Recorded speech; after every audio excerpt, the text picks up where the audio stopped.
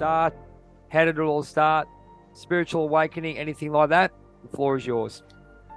Well, Jay, I really found that for myself, my spiritual connection is so close to my culture. So, as an African being, that I found the way to express my spirituality best was through connecting to my culture and learning about African spirituality. Oh, okay. And Excellent.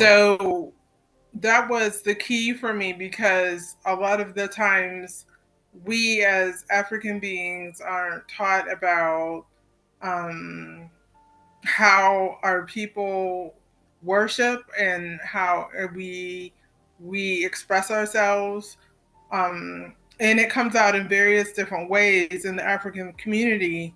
If you look at dance, even That's huge, in isn't some of it? the movements that the kids are doing in hip hop and in a lot of the different dance movements, you see tribal dances being coming through the youth, and I just felt like I was not being told the truth when I was going to church on a regular basis, Okay. and I felt very much lied to. In And what way did you feel? What way did you feel lied to? Because you said it's got a connection to your African heritage, and also the culture well, being even if lied. you look at it, even if you look at the whole concept of a white Jesus, um, historically we know that all of the people in the Bible were not white. They were they were living. They talk about the Nile River. They talk about the Euphrates, um, places that they went to. They were talking about in the Bible were all in Africa, in the continent of Africa, and so this is something that's not taught about when you go to a white Christian church. So, and they even have pictures of a white man with blue eyes, and depicted as Jesus. And so, when I was in graduate school, I really came to understand that some of these things were just not adding up.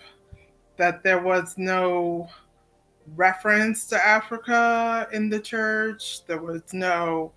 Um, there was no reference to people like me. There were no African beings of leadership in the church.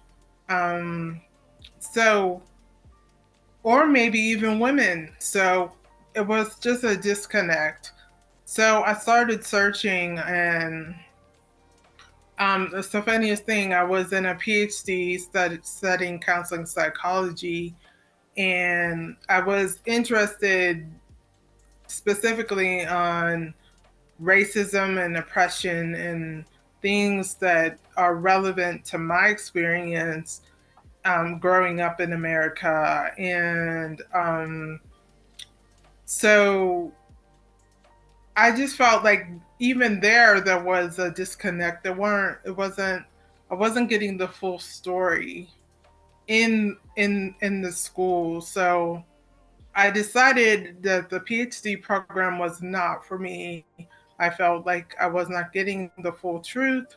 I didn't feel supported, even though I was even working with African American professors. Um, I just didn't feel like it was the place for me to discover my African spirituality, even though that was what I wanted to study. So